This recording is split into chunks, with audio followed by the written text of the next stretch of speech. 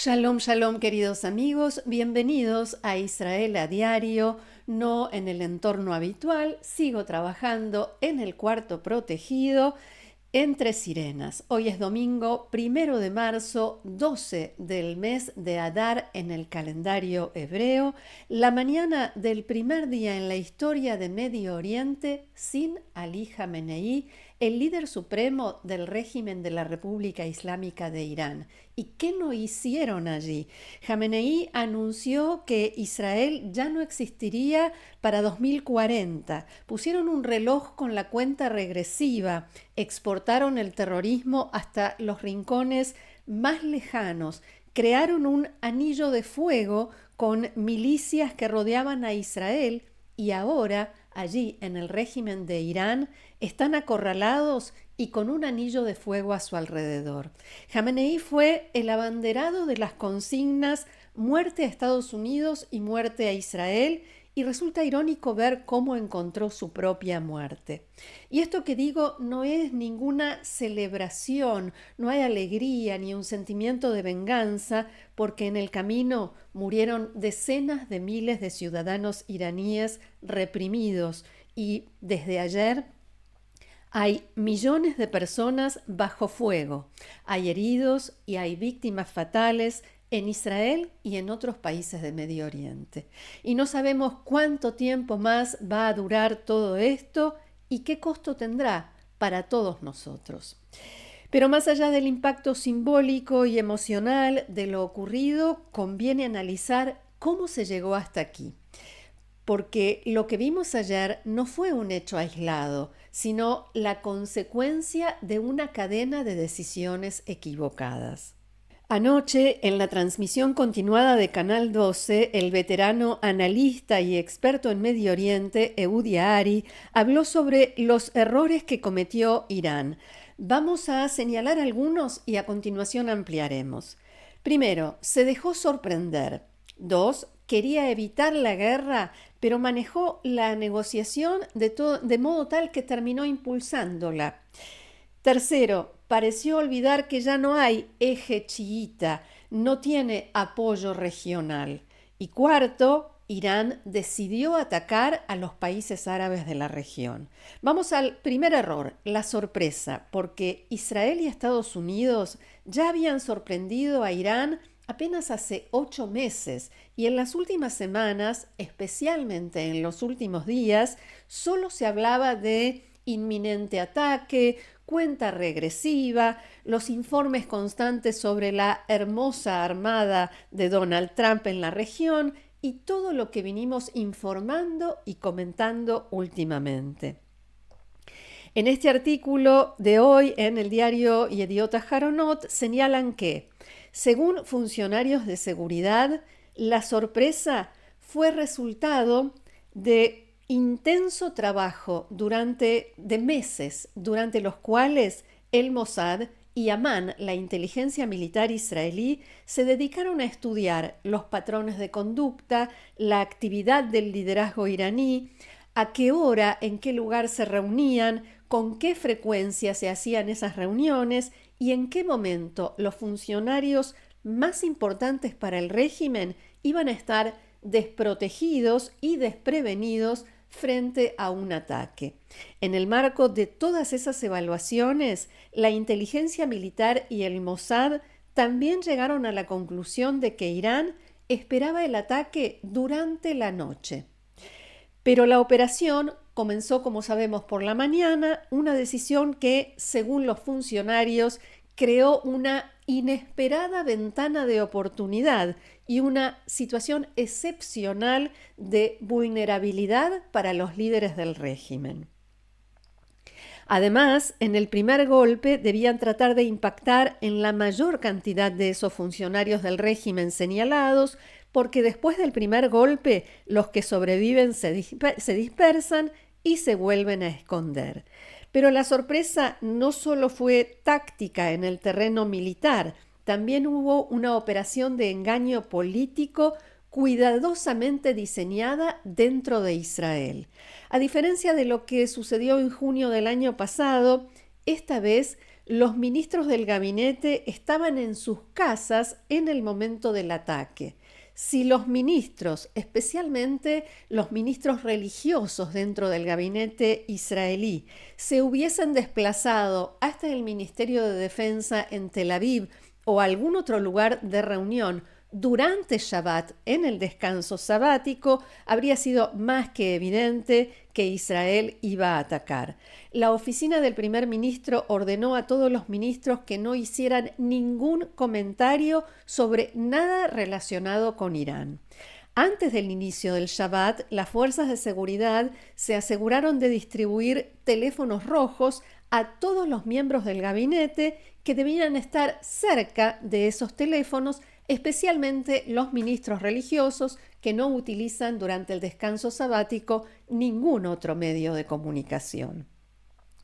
Todos los demás funcionarios fueron excluidos, no tenían información, no sabían lo que estaba a punto de pasar y, por tanto, no podían filtrar esa información, y esto incluye a todos los asistentes y portavoces del gobierno.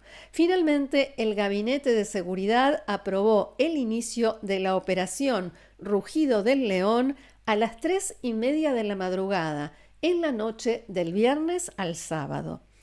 Toda la conducta previa al ataque estuvo pensada y diseñada para engañar a los iraníes hasta en los detalles más pequeños. Presten atención a esto. Los ministros que sabían el secreto recibieron instrucciones para que no hicieran una compra grande de comida para el fin de semana en sus salas de situación, porque ellos sabían que iban a tener que pasar muchas horas allí. Otro hecho que podía dejar en evidencia para qué se estaban preparando.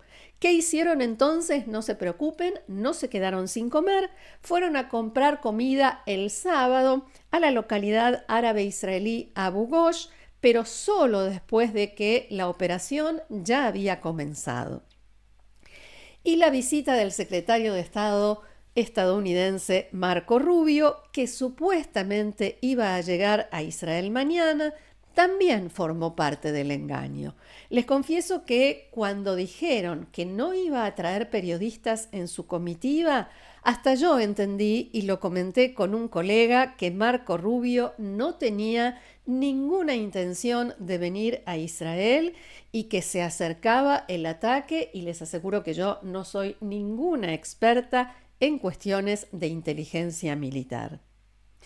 Volvamos a la lista de errores que cometieron los líderes iraníes en las últimas horas, la forma en la que llevaron adelante la negociación en Omán. El periodista Eudia Ari decía anoche en Canal 12 que los líderes iraníes querían impedir la guerra, pero manejaron las negociaciones con mezquindad en sus palabras, y si hubieran presentado una oferta mucho más seria desde el principio, en lugar de intentar ganar tiempo, intentar salirse con la suya, las cosas podrían haber sido diferentes, sobre todo porque Trump lo dijo todo el tiempo, que prefería no atacar, que prefería negociar, y esto lo agrego yo.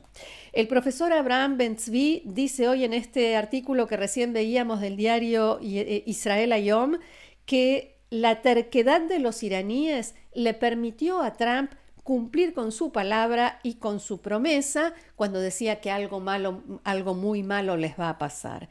Y ahí aparece otro elemento clave, la subestimación. En el diario Ma'ariv de hoy, el periodista Ben Caspit escribe que Ali Jamenei cometió el mismo error que Hassan Nasrallah. No prestó atención al hecho de que Israel cambió después del 7 de octubre de 2023. No creyó que a él le sucedería. El operativo de engaño, la inteligencia precisa, la calidad de la ejecución del operativo, la creatividad.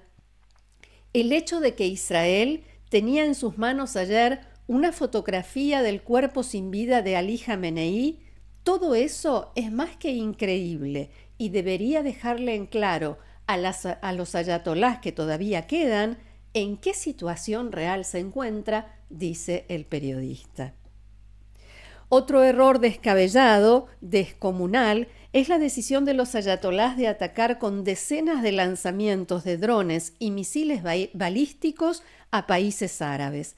Arabia Saudita, Emiratos Árabes Unidos, Bahrein, Qatar, Kuwait, Irak, Jordania y Siria sufrieron impactos directos y en las últimas horas también el país mediador que tanto intentó ayudar a Irán, Omán.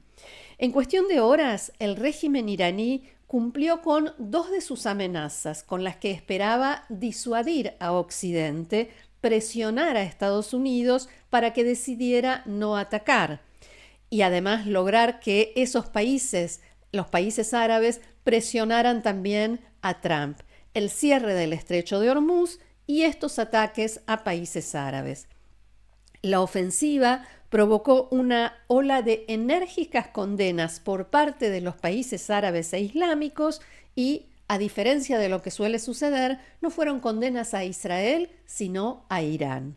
Además, se inició una ronda de llamadas telefónicas entre los líderes de los países de Medio Oriente. Así, el príncipe heredero de Arabia Saudita, Mohammed bin Salman, conversó con el presidente de los Emiratos Árabes Unidos, Mohammed bin Zayed Al Nahyan, que hasta el sábado a la mañana estos dos líderes estaban enfrentados y ahora esta situación los puso del mismo lado y sirvió para calmar los ánimos. Como observaron varios analistas aquí en Israel, el ataque masivo de Irán empujó todavía más a los países árabes a los brazos de Estados Unidos, que sin duda va a actuar para proteger a sus aliados y preservar sus relaciones estratégicas con todos ellos. Mientras tanto, en Irán se anunció formalmente la muerte del líder supremo, decretaron 40 días de duelo nacional. Hay muestras de tristeza y conmoción, también hay muestras de alegría, hay celebraciones. Las primeras imágenes, estas nos llegan desde Teherán y lo que vamos a ver enseguida, el contraste, nos llega desde Londres con estos festejos y celebraciones. Allí está, esto sucedía en las últimas horas en Londres y allí dentro de todo eso van a ver alguna bandera de Israel junto con las banderas iraníes y con todos los símbolos de la monarquía, de Pahlavi, el heredero del Shah, y el gran signo de pregunta, porque con el líder supremo muerto, con la región en llamas y con múltiples frentes abiertos, la pregunta inevitable es ¿y ahora qué? El ex jefe de inteligencia militar de Israel, Amos Yadlin, decía esta mañana en Galei Tzahal, la radio del ejército israelí, que la desaparición física de Ali Jamenei no implica de ninguna manera el final del régimen de la República Islámica. Es un régimen que se ha construido una base muy fuerte, con potentes sistemas de represión. Un régimen que analizó y aprendió las lecciones estratégicas sobre cómo cayeron otros regímenes, los que hicieron concesiones al pueblo, los que hicieron reformas para tratar de evitar la caída, o el ejemplo de Hosni Mubarak en Egipto, que cayó porque el ejército le dio la espalda, se puso del lado del pueblo que había salido a las calles a manifestar. Justamente por eso, el régimen de los ayatolás tiene a la Guardia Revolucionaria, a las milicias Basij, y no depende del ejército regular para reprimir al pueblo y tampoco para sobrevivir. Técnicamente, lo que se espera que suceda ahora, según lo indica la constitución del régimen en Irán, es que la asamblea de expertos elija al sucesor de Ali Jamenei. Según explica hoy el periodista Amos Harel en el diario Haaretz, la asamblea de expertos es un órgano electo de 88 integrantes, entre los cuales hay varios que se consideran a sí mismos como el mejor candidato para suceder al líder supremo. En la práctica se espera que la elección del sucesor, especialmente después de un mandato tan largo y de este final, Se espera, decía, que esta elección provoque una feroz lucha política entre conservadores y radicales y entre estos y la Guardia Revolucionaria que querrá tener su propio candidato. El resultado de las elecciones determinará, decía Mozzarella, el rumbo del régimen y el destino de la guerra. En este punto yo me atrevo a poner en duda que los 88 integrantes de la Asamblea de Expertos estén planeando reunirse todos juntos en alguna parte. En Irán siempre estuvo claro que la inteligencia israelí sabe todo lo que pasa, que no se le escapa nada. Ahora creo que a nadie le queda ninguna duda.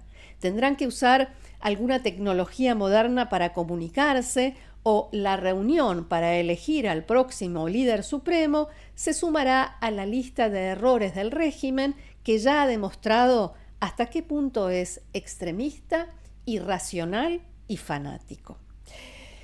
Y hasta aquí nuestro encuentro de hoy. Dadas las circunstancias, seguiré haciendo este tipo de informes distintos a los habituales desde el cuarto protegido y cada vez que pueda. Pueden suscribirse para recibir las alertas o sumarse al grupo de WhatsApp. Los datos están debajo del video y como siempre los invito a seguirnos en el canal, a suscribirse, a sumarse al grupo de Amigos de Israel a Diario, haciendo clic debajo de este video donde dice unirse y a regalarnos un like. Gracias nuevamente. Que tengamos buenas noticias. Shalom.